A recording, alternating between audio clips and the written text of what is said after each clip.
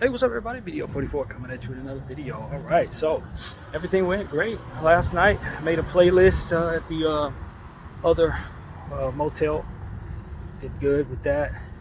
For the most part, it was a rap album, and it was. I tried to put together a bunch of stuff that normally I probably wouldn't listen to. I've made playlists of this caliber, kind of like East Coast, real wordy hip hop, boom bap, that type of thing. Not really my vibe, but that's the lot. I had a lot of that type of music.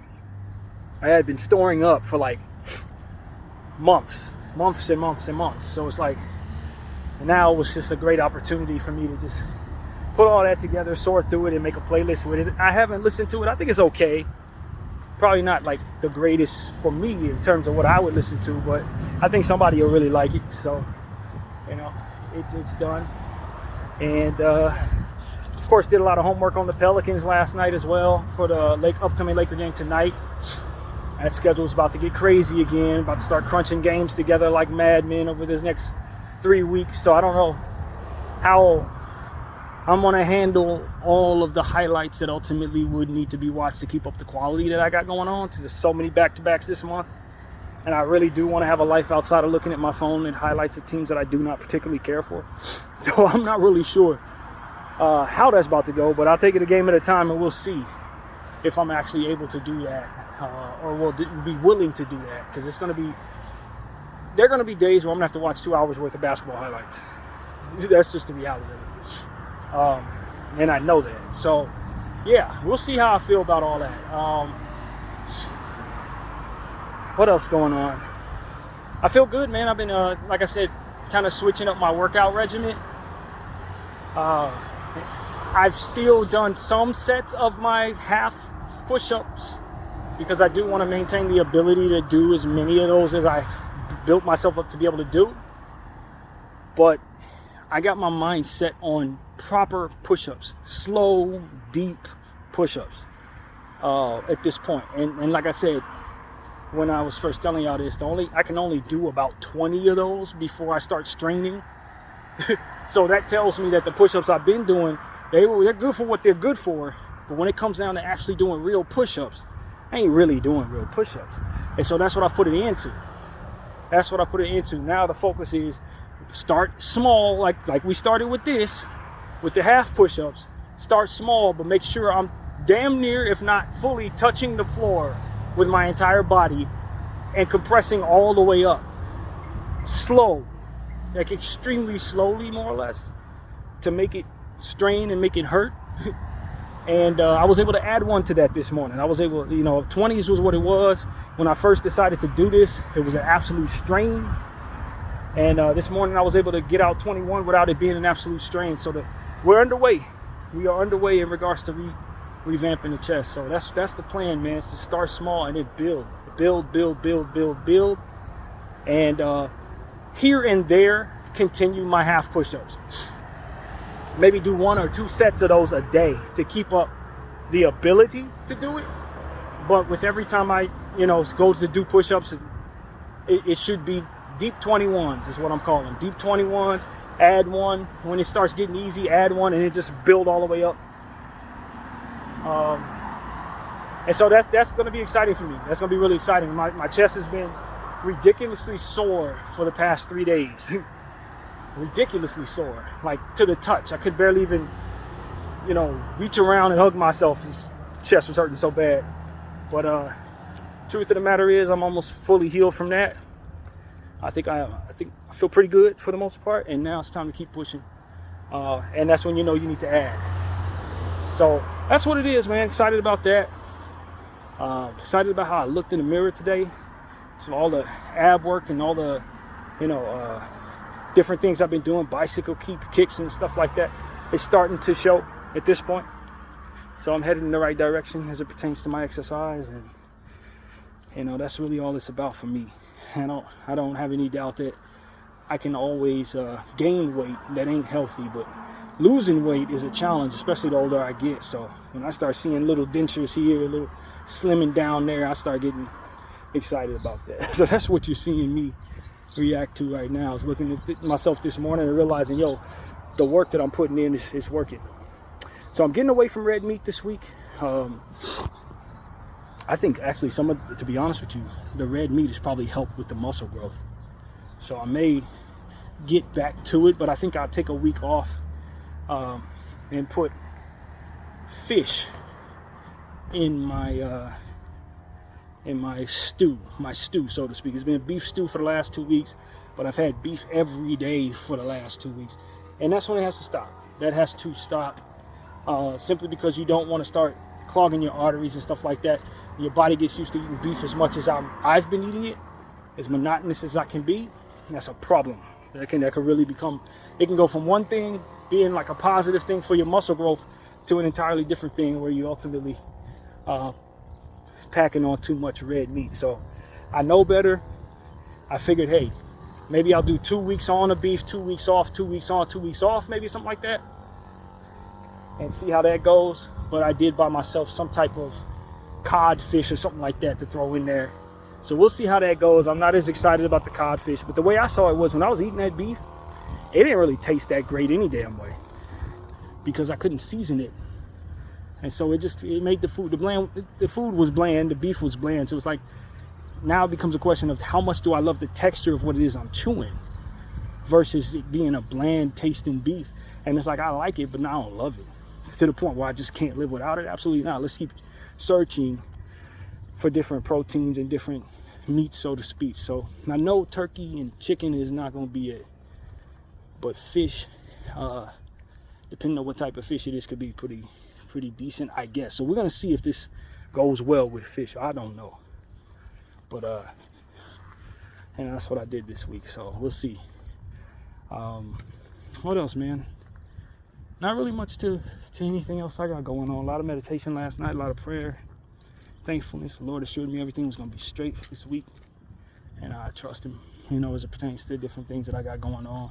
Praying for everybody who's dealing with so much. It's a lot going on in the world. A lot of stuff that hits you sad, just in our little American world. People losing their lives to Angie Stone and Gene Hackman and his wife and the dog. That situation was sad. But I did think of something I wanted to throw out there in regards to the Gene Hackman dog situation. I understand that the dog passed away because it was in the kennel. It wasn't able to get out of the kennel, which is an awful way to go, to be honest. Just terrible. Died of starvation, dehydration, and just sadness, basically, and losing its owners, both of them. So for me, it's like, should there not be a mechanism where if a dog's been in a kennel for too long, that mechanism goes off and it sends out the people to that location? Because this really taught us something. I'm sure this has happened, but since it happened to such a high-profile person or people, those of us who want to, preserve life, not only of humans but of animals, I thought we really learned a lesson here. And that is, sometimes owners do pass away. And sometimes while that happens, the dogs will be, or the cats will be, in confinement. Should this not be something that is extremely preventable? Should there not be a mechanism that lets us know when a dog has been in a kennel for longer than it's safe for them to be in there, or a cage or something? When they're confined in a space, should there not be a mechanism that tells the authorities and those who rescue these pups that, hey, owner might be in distress, dog may not be able to get out, is not feeding, is not, there should be now some look into that and how to create the technology that will ping animals in confined distress. Now, once they've been in there for longer than 9-10 hours, now the authorities are locating the owners. And if they can't find the owners, they're going to see about the dog or see about the animal. Because no telling, you might find out you could save the owner's life if they're in distress and that ping goes off. You know what I mean? So it's like, that's the type of thing that I think this Gene Hackman situation has made clear to me is a worthwhile business venture for any company who does this type of thing. It's a lot of people put tags on animals and chips in animals and all different types of stuff. This is a purpose that I think should be enforced, to be honest with you. Just because I died does not mean my animals should be forced to die. You understand what I'm saying? Nah, not necessarily. If they should never ever be a situation where a dog is stuck in a cage because the owner is in distress. Never again. Never again. So that's what came to me last night as I was praying, thinking about that situation. I don't know. Hey, talking about Hollywood, it's like, oh man, they about to bump them off. Oh, you know. But at the end of the day, it's like, man, when you listen to what it looked like happened there, he passed away of a heart attack. His wife found him, and the shock of finding her husband, she passed away, basically, which is completely understandable. Now, could it have been set up some kind of way? Sure, it could have been. But my thinking is, what's the benefit of doing that to someone Gene Hackman's age? Gene Hackman, 95 years old. Like, why would the Illuminati, quote unquote, want to knock him off? If they didn't see no reason to knock him off over the last 70 years, why the hell are they going to wait till now to do it? That just doesn't make any sense to me. Could there have been foul play or somebody wanting money or something like that and knocking them off that way? I always think that's possible. But I also think that this just could have been a very sad and tragic natural occurrence. You know, literally. And so I think that both scenarios should be given a lot of credence. But one thing's for damn certain. That dog's death was absolutely unnecessary. That did not have to go down that way at all.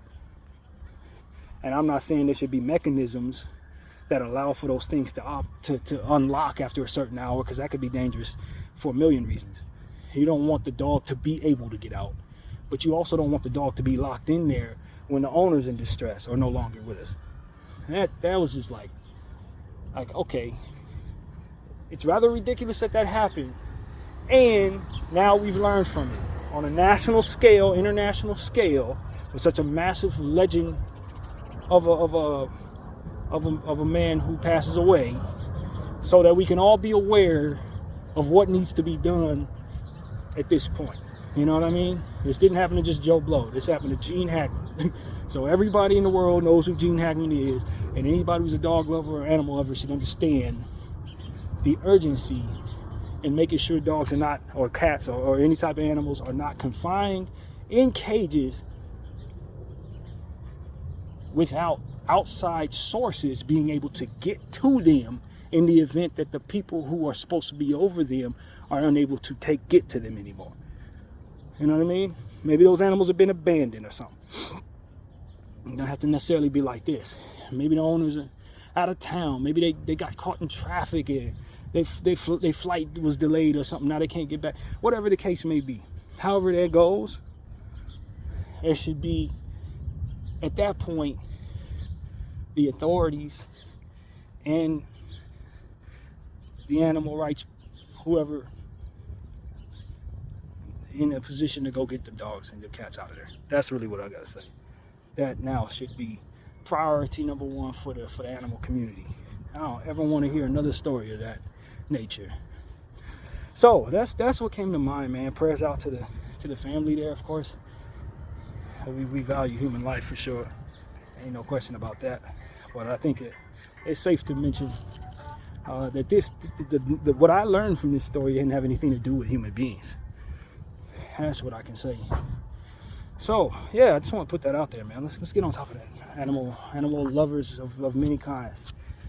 It shouldn't be nothing to put some type of tracking device on each animal that is in a domestic situation, to where if they're stuck in a cage and they can't get out, or if they've gone a certain amount of time without eating or drinking, and people are coming out.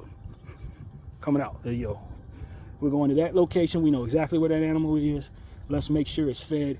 Let's make sure the people who are supposed to be taking care of it are not incapacitated or being neglectful or whatever the case may be. That should be something that that is done on a national scale in every country, in my opinion. So that's what I have to say, man. Protect those who can't protect themselves, man. And that's really what I have to say about that. But yeah, man, that's really it. That's my point of view. I've never been an animal owner. I understand how invasive it can be, or how inconvenient it can be if they come get your dog when you're just an hour away from him. You know that. But once you reach a certain hour threshold, it becomes unsafe for the dog to be left in a cage. Now, if they're not in the cage and they can get out, then maybe there would be a way to determine that with the technology that I'm thinking of. If they're out and free, if they can, climb the gate or something like that. But it's them being in a confined space for too long, you know what I mean? 15 hours. All right, now we're getting to a space where it's not safe for them. 20 hours. Yeah, we're well past that point. That's really what it is for me. And you have neglected your animal for that long. At this point, it should be somebody else's responsibility to come get them. You know what I mean? And maybe you can tell them, hey, we're expecting. You can send out something on your app. Say, hey, yo, we're expecting to be away from the dog for 15 hours. We will be back within the 15 hours. You don't have to come out at the 15th hour. Extend it to 25 or something like that. You know what I mean? Whatever. But just the same, once it gets to a point, somebody comes and gets the animal out. So that's really what it is for me, man. That's what I hope. That I'm not the only person thinking that. I imagine I'm not. And I think most animal lovers, when they hear that story, probably have some variation of that coming to mind. Like, there's no reason for something like that to be the case. So, yeah, man, that's pretty much what it is. I think I'm about an hour away from probably being let into this apartment, the unit today, because I think the way they got it set up is they don't want us in before 12. But I did all of my grocery shopping, everything that has to be done. And I hope that everybody just take the message that I had and thinks about how we can protect our animals, man. How we can be better animal owners. If we are, I'm not one, but just the same, How we can be a part of a community that's a bit safer for those who are in the animal community. So that's pretty much what I got to say. My name is Bdf 44. I thank you all for watching. Out.